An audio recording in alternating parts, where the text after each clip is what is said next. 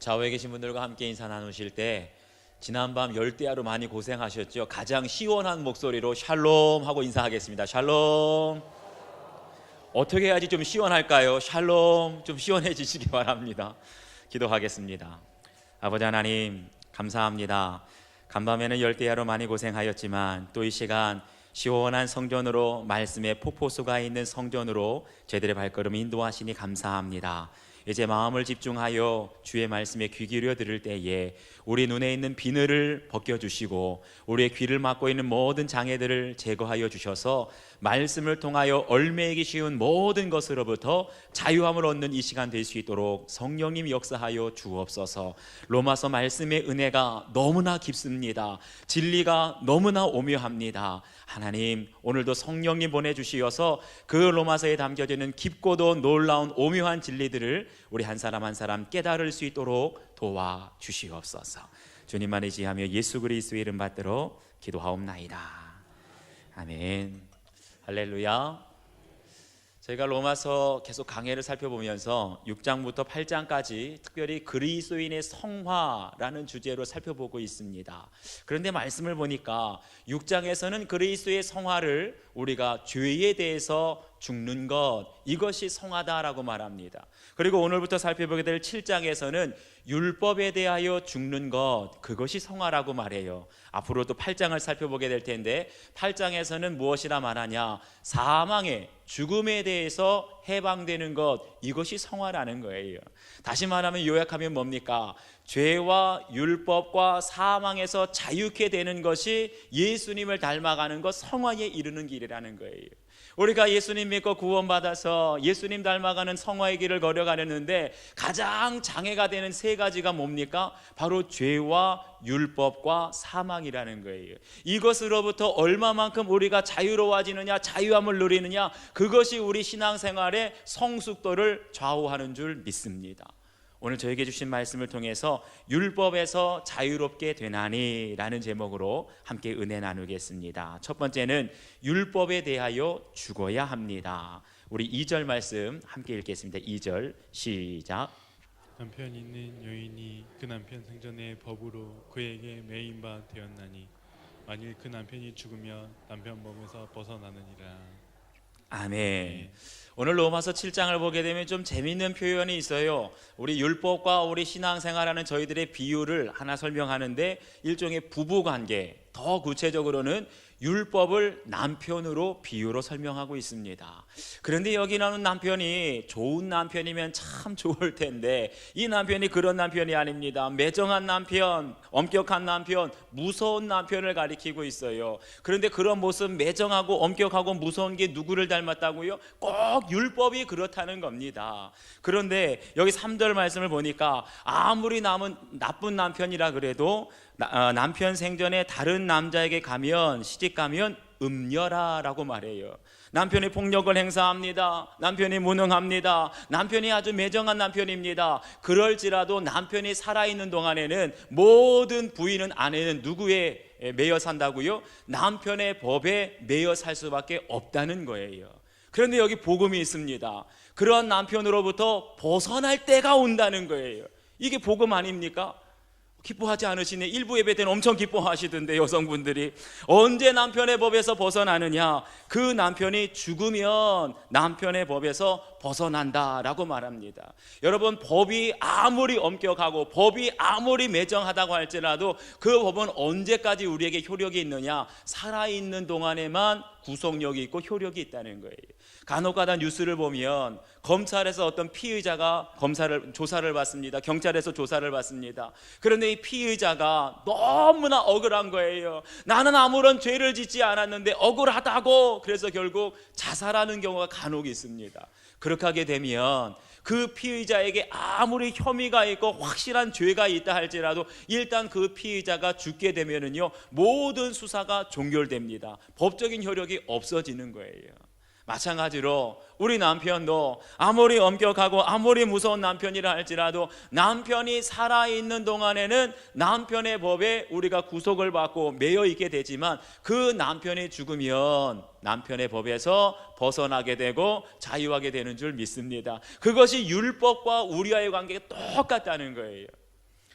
날마다 큐티하는 여자라는 책을 제가 6월 달에 우리 성도님들에게 소개한 적이 있습니다. 1층에 내려가면 도서관에 있는데, 근데 날마다 큐티하는 여자 김양재 목사님이시죠. 목사로 소명받기 전에 남편과 있었던 일화, 그 에피소드를 거기 적어놨어요. 그러면서 에스겔서를 통하여서 하나님께 어떠한 말씀을 받았는지 다 기록하고 있는데, 이 목사님의 남편은요, 명문대 출신의 산부인과 개원입니다. 세상적으로 볼 때 누구보다도 잘 나갈 것 같지 않습니까? 그런데 실상 그 가정 안을 들어가 보게 되면은 빚 좋은 개살구라고, 무슨 말인지 아십니까? 겉으로 보기에 땐 잘 살고 좋을 것 같은데 집 안으로 들어가면 돈 한 푼 쓸 줄 몰랐다는 거예요. 그러면서 그 남편이 항상 하는 말 3가지가 있었는데, 그것이 뭐냐 하면, 도우미 아줌마가 있더라도 남편의 식사는 꼭 부인이 챙겨줘야 된다. 삼시세끼를 다 챙겨줘야 된다는 거예요. 2번째는, 우리 집안은 장로 집안이기 때문에 며느리는 머리를 자르거나 파마해서는 안 되고 오직 올림머리만 해야 된다. 남편이 살아있는 동안 항상 올림머리하고 교회 갔다는 거예요. 3번째는, 가난한 환자들이 찾아오는 병원의 사모는 백화점 옷 입으면 안 되고 시장에서 옷 사 입어라. 가만 들어보니까 틀린 말 있어요, 없어요? 틀린 말은 하나도 없는데 이 말대로 살려다 보니까 숨 막혀 죽을 것 같더라는 거예요. 그래서 하루에도 몇 번씩 수십 번씩 이혼해야 되겠다 생각하는데, 오늘 주신 말씀에 뭐라고 되어 있습니까? 남편에게 메인바가 되어서 어쩔 수 없이 남편이 살아있는 동안에는 시키는 대로 살 수밖에 없었다는 거예요. 그런데 그러던 김양재 목사님에게 자유하게 되는 날이 왔다는 겁니다. 언제 왔을까요? 오늘 말씀을 보니까 남편이 죽으면 남편의 법에서 벗어나느니라. 이 목사님 남편이 산부인과 의사인데 얼마나 건강관리를 잘했겠습니까? 그런데 단 하루 만에 숨을 거뒀다는 거예요. 병명이 뭐냐 하면 간 동맥 파열. 이런 병이 없답니다. 간 동맥이 파열될 일이 없는데 간 동맥 파열, 아주 희귀병으로 단 하루 만에 숨을 거두셨어요. 그러면 남편이 죽어서 남편의 법에서 자유하게 되었냐, 이렇게 생각할 수 있는데 목사님 그렇지 않다는 거예요. 남편이 돌아가시기 전에 숨을 거두기 몇 년 전에 에스겔서로 말씀을 묵상하는데 하나님께서 어느 날은 아침에 이런 말씀을 하십니다. 남편의 영혼 구원을 위해서 기도하라. 그래서 남편의 영혼 구원을 위해서 계속해서 말씀을 묵상하고 기도하다 보니까 처음에는 남편이 무서워서 새벽같이 일어나고, 처음에는 남편의 잔소리가 듣기 싫어서 밥을 삼시세끼 챙겨줬는데, 이제는 남편의 영혼 구원을 위해서 기도하다 보니까 남편이 무섭고 남편의 잔소리 싫은 것이 아니라 하나님의 말씀대로 그 영혼 위해서 기도하다 보니까 자발적으로 깨게 된다는 거예요. 할렐루야. 내가 죄의 율법의 노예가 되어 살 때는 억지로 하게 되는데, 주님의 말씀을 따라 그 영혼 구원을 위해서 기도하다 보니까 새벽같이 내가 먼저 깨게 되고, 남편이 잔소리하기 전에 뭐든지 남편에게 맞춰지게 되고, 이것이 무엇입니까? 이제는 율법이 내 남편 아니라 예수님께서 새 신랑 되신 거예요. 남편보다 더 좋은 예수님께서 나의 새 신랑 되시고 예수님만 사랑하게 되니까 이제는 율법의 노예가 되어서 억지로 눈치 보면서 살아가는 것이 아니라 내가 원해서 남편의 종이 되는 줄 믿습니다. 남편이 뭐라고 말하든지 잔소리를 하더라도 그것이 짜증나고 기분 나쁜 것이 아니라 오히려 불쌍히 여겨지더래요. 할렐루야. 예수님을 사랑하고 예수님의 우리의 남편 새 신랑 되게 되면 어떠한 일이 있달지라도, 어떠한 형편에 있을지라도 그것이 불평되고 원망되고 불행이 되는 것이 아니라 내가 스스로 종이 되고 내가 스스로 상대방에 맞춰지게 되고 내가 스스로 낮아지게 되는 줄 믿습니다. 거기에 그리스도인의 자유가 있다는 거예요. 그런 사람에게는 열매가 따르게 됩니다. 어떤 열매입니까? 우리 4절 말씀 함께 읽겠습니다. 4절 시작. 내 형제들아, 너희 또 몸으로 말미암아 율법에 대하여 죽임을 당하였으니 이는 다른 이 곧 죽은 자 가운데서 살아나신 이에게 가서 우리가 하나님을 위하여 열매 맺게 하려 함이라. 아멘. 여기 보니까 우리가 하나님을 위하여 열매를 맺게 하려 함이라. 이것이 무엇입니까? 바로 율법에 대해서 죽은 사람들은 하나님을 위하여 열매를 맺게 되는 줄 믿습니다. 아직도 율법에 우리가 노예되어서 얽매여서 살아갈 때는요, 한 가지 특징이 있습니다. 율법에 얽매이는 사람들은 항상 억지로 한다는 거예요. 사람들에게 눈치를 보면서 마지못해서 하게 됩니다. 내가 억지로 하게 되면은요, 아무리 내가 열심히 일을 할지라도 선한 열매를 맺을 수가 없어요. 사람들의 눈치 보면서 마지못해서 하는 사람은요, 아무리 열심히 봉사를 하고 많은 일을 한다 할지라도 하나님을 위한 열매를 맺을 수는 없습니다. 그런데 우리가 율법에 대하여 죽고, 그럼 누가 우리의 신랑 되십니까? 예수님께서 나의 신랑 되시고 오직 예수님 사랑하는 마음으로 감당하게 되면 그때에 우리에게 기쁨이 되고 사랑의 노예되어 살아가게 될 때, 그럴 때 진정 하나님을 위한 열매를 맺게 되는 줄 믿습니다. 하나님을 위한 열매가 뭐예요? 우리가 예수님 닮아가는 성화의 열매이고 하나님을 위한 열매가 뭡니까? 바로 영혼 구원의 열매가 따르게 되는 줄 믿습니다. 사랑하는 여러분, 오늘 이 말씀 들을 때 여러분의 신앙생활을 한번 돌아봤으면 좋겠습니다. 내가 수년 동안 수십 년 동안 예수님 믿고 신앙생활하며 봉사하며 신앙생활했지만 그것이 억지로 하는, 마지못해서 하는, 사람들 눈치 보면서 하는 신앙생활인지, 아니면 정말 예수님께서 나의 신랑 되셔서 예수님 사랑하는 마음으로 자원해서 내가 종이 되고, 자원해서 우리 성도들에게 맞춰주고, 내가 자원해서 남편이 뭐라고 말하든지 그것이 짜증나고 불평하는 것이 아니라 그것까지도 불쌍하게 여겨지는지 돌아볼 수 있기를 바랍니다. 오직 예수님 나의 신랑 되시고 예수님 사랑에 우리가 붙잡히게 되면 억지로 하는 생활 아니라 자원해서 종이 되고 기쁜 마음으로 주님의 길을 걸어가게 될 줄 믿습니다.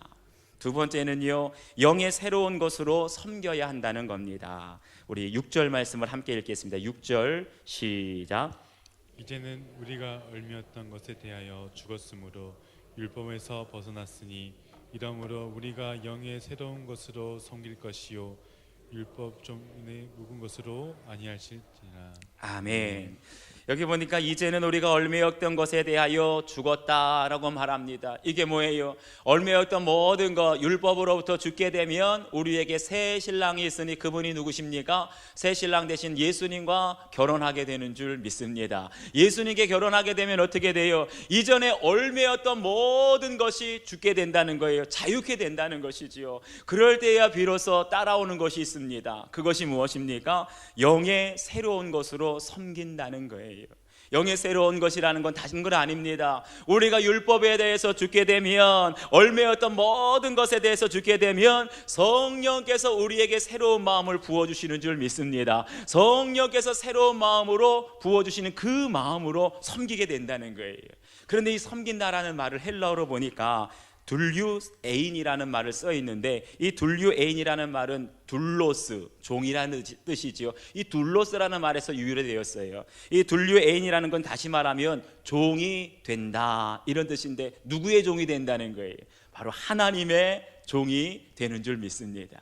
이걸 가리켜서 칼 하임이라고 하는 신학자가 이런 말을 했습니다. 우리 믿는 성도들에게 있어서 최고의 자유는 언제 오느냐? 하나님의 종이 될 때 온다는 거예요.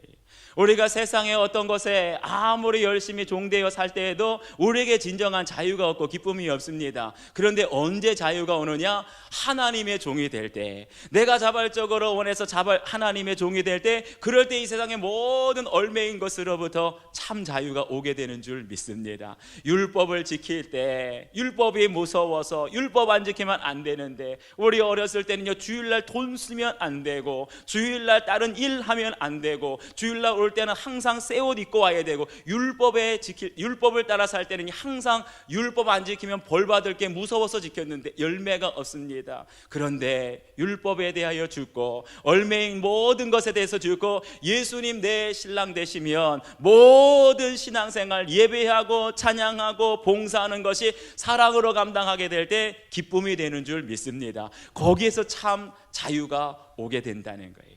아멘이십니까?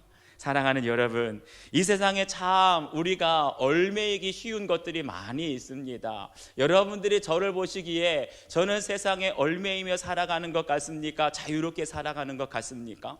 뭐 대답을 안 하셔도 괜찮지만 이 정도면 프리한 것 아닙니까? 이 정도면 자유롭게 살아가는 것이죠. 제가 뭐 누구에게 눈치 보며 누구 뭐 의식하면서 신앙생활 하겠습니까? 그런데 오늘 말씀을 제가 묵상하며 연구하다 보니까 여러분들이 볼 수도 없는 그런 제 마음속에, 제 인생 속에 얽매였던 것들이 너무나 많이 있다는 것을 제가 깨달았어요.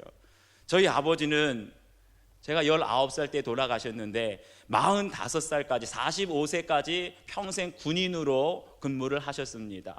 45세 사실은 지금으로 보면 젊은 나이시죠. 한창 때이시죠.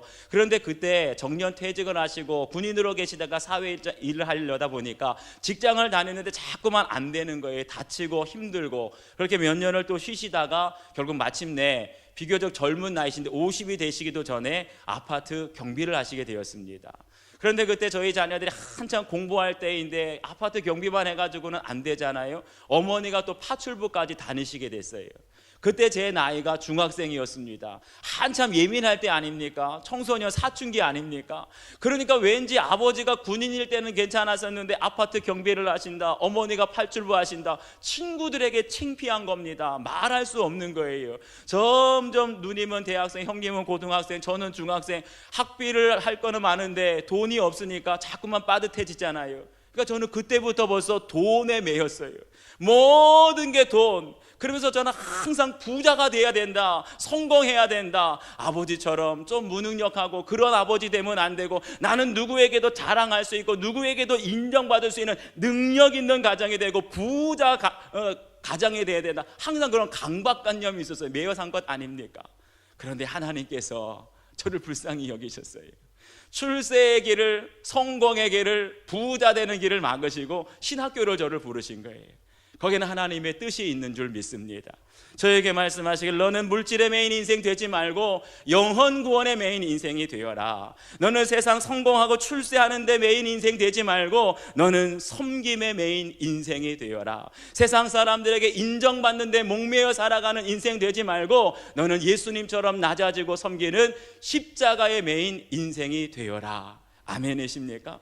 여러분 똑같이 매인 것 아니에요? 그런데 돈에 매이고 성공에 매이고 사람들 인생에 매이게, 인정에 매이게 되면 어떻게 됩니까? 항상 사람들 의식하게 되면 스트레스 받게 되는 거예요. 살아도 사는 것이 아니고 죽지 못해서 사는 것 아니겠습니까?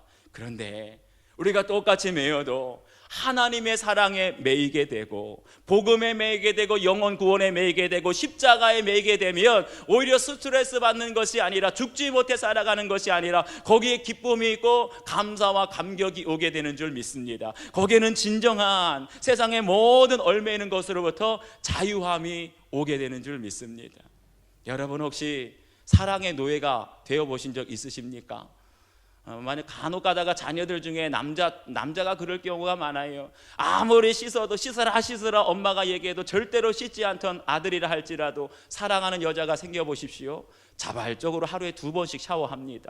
외출할 때 꼭 향수 뿌리고 나갑니다. 여러분 아무리 구두쇠 돈 한 푼 안 쓰는 사람이라 할지라도 사랑하는 사람이 생겨보십시오. 그 사람의 굳게 닫힌 지갑의 문이 열려지게 될 줄 믿습니다. 사랑하는 사람이 달라고 하는 선물은 다 사주는 거예요. 여러분 사랑의 노예가 되어보세요. 사랑하는 사람이 생기면 부지런해집니다. 때로는 밤 늦게 들어올 때도 있습니다. 사랑하는 사람은요 한 가지 특징이 있어요. 얼굴이 예뻐집니다.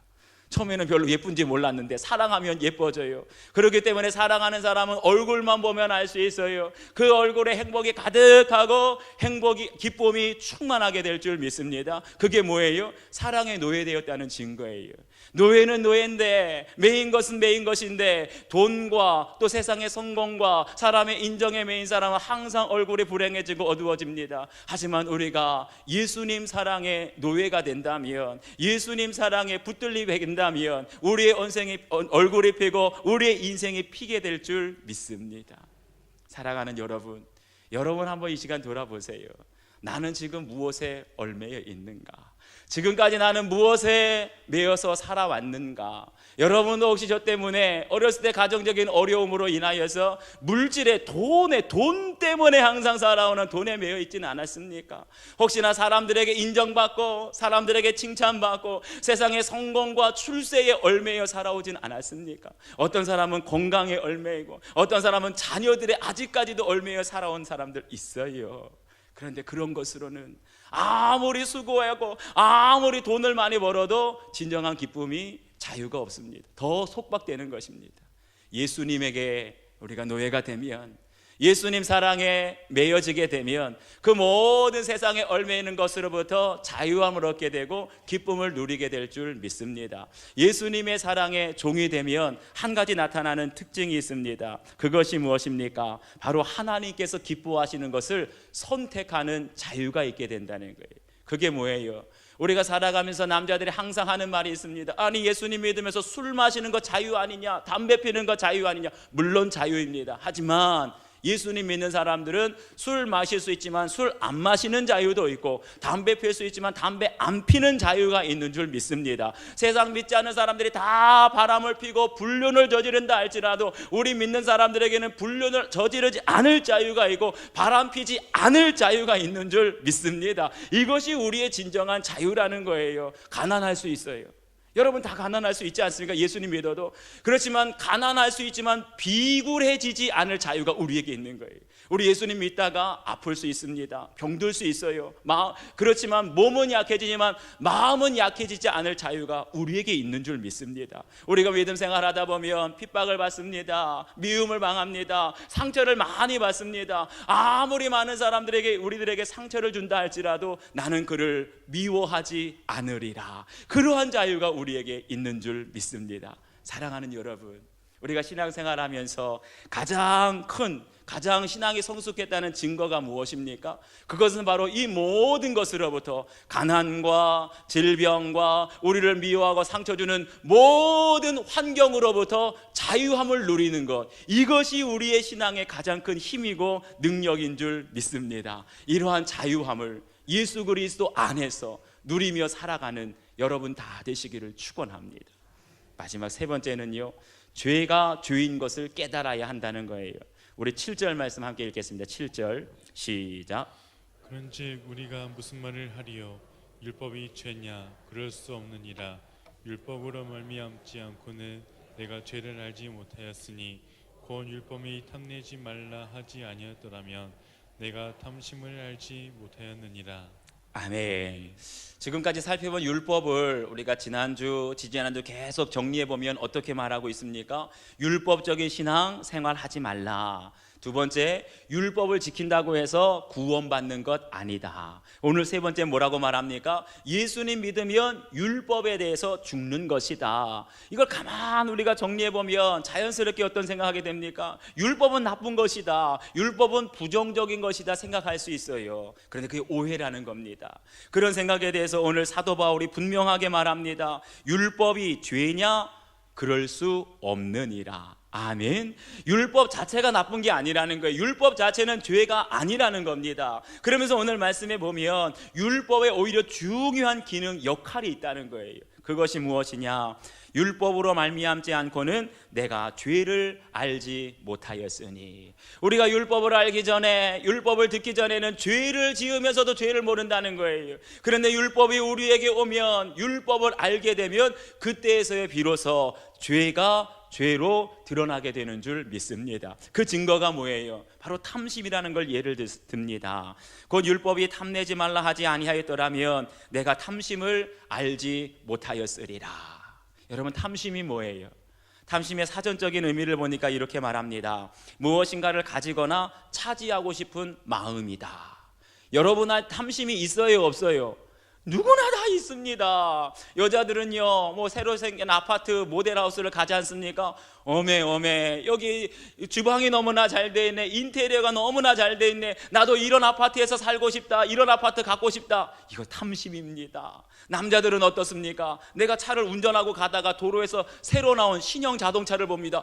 우와, 잘 나왔네, 나도 저런 차 타고 싶다, 저런 차 갖고 싶다. 이게 탐심이라는 거예요. 그런데 여러분, 우리가 아파트 갖고 싶고 자동차 갖고 싶다고 경찰에 잡아갑니까? 안 잡아가요. 세상 믿지 않는 사람들에게 물어보십시오. 내 마음속에 아파트 갖고 싶다, 나도 자동차 갖고 싶다, 그런다고 해서 죄라고 말하는 사람 아무도 없습니다. 오히려 믿지 않는 사람들은 그거보다 더 큰 탐심을 가지고 살아간다는 거예요. 그게 무엇입니까? 내 이웃의 집, 이웃의 아내, 이웃의 남종, 이웃의 여종, 소나 나귀, 이웃의 소유를 탐내면서 살아간다는 거예요. 그게 죄인지도 모르고. 그런데 성경은 우리에게 뭐라고 말씀하십니까? 내 이웃의 집을 탐내고 내 이웃의 아내나 그의 남종이나 그의 여종이나 소나 그의 나귀나 이웃의 소유를 탐내지 말라. 분명히 우리에게 뭐라고 말씀하는 거예요? 이웃의 소유, 이웃의 소나 양 이런 거 탐내는 게 죄라고 율법을 통해서 깨닫게 되는 줄 믿습니다. 사랑하는 여러분, 건강한 사람과 병든 사람, 살아있는 사람과 죽어있는 사람 어떻게 알 수 있는 줄 아십니까? 건강한 사람, 살아있는 사람은요, 바늘로 콕 찌르면 아야 하고 소리 지르는 사람입니다. 죽은 사람에게 바늘로 찔러 보십시오. 반응이 있어요, 없어요? 아무 반응 없습니다. 건강한 사람은요, 조금만 아파도 통증이 와도 곧바로 병원에 가서 치료받을 수 있습니다.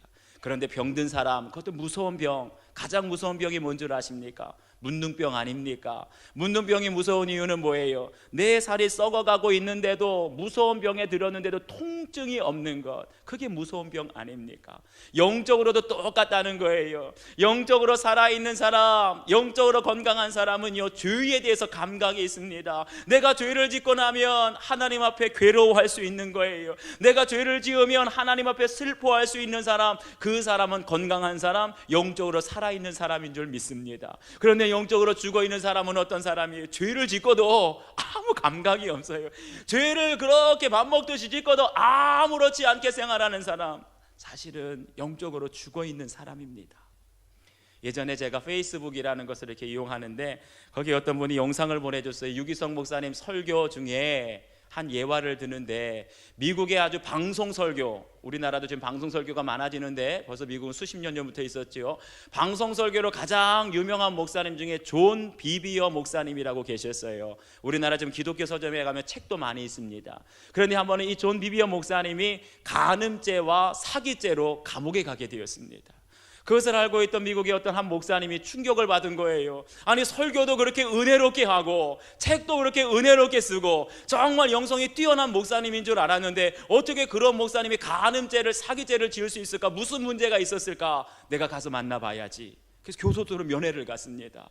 그래서 그 목사님이 비비어 목사님에게 물어봤습니다. 목사님, 언제부터 예수님의 관계가 멀어지기 시작했습니까? 이렇게 물어봤어요. 그랬더니 존 비비어 목사님이 놀라운 대답을 하는 거예요.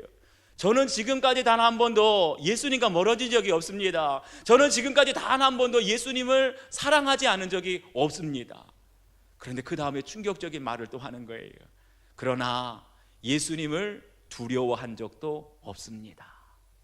이 말을 들으면서 이 면회 갔던 목사님이 뭔가 확 마음이 깨달아지더래요. 예수님을 사랑하지만 예수님을 두려워하지 않는 것, 이게 가장 결정적인 문제라는 거예요. 여러분 보십시오. 둘러보면 오늘날 우리 주위에도 그런 사람이 너무나 많이 있다는 겁니다. 입술로는 예수님 사랑합니다, 예수님께서 나와 함께 하시는 줄 믿습니다, 예수님 참 감사해요, 찬양을 하는데 예수님을 두려워하지 않는 거예요. 그런 사람은 항상 예수님 사랑한다 하면서 막말합니다. 상처 주는 말 합니다. 예수님 사랑한다 하면서 행동은 막 하는 거예요. 나는 사람들에게 피해를 주는 행동을 하는 거예요. 왜 그렇습니까? 머리로는 예수님의 사랑을 하는데 예수님께서 나와 함께 하신다는, 내 안에 계신다는, 내 모든 말과 행동을 지켜보고 계신다는 동행에 대한 믿음이 없는 겁니다. 그러니까 죄를 밥 먹듯이 습관처럼 지으면서도 아무렇지 않게 생활하는 그러한 무서운 죄를 짓는다는 거예요. 사랑하는 여러분, 이것이 존 비비어 목사님만의 일입니까? 혹시 우리는 그렇지 않습니까? 내가 지금까지 예수님 사랑하는 줄 알았는데, 아니, 나는 단 한 번도 예수님을 사랑한다는 그 믿음을 잊어버린 적이 없는데 혹시 습관처럼 죄를 짓지는 않습니까? 아니, 더 무서운 건 죄를 짓고 나서도 아무렇지 않게 생활하고 있지는 않습니까?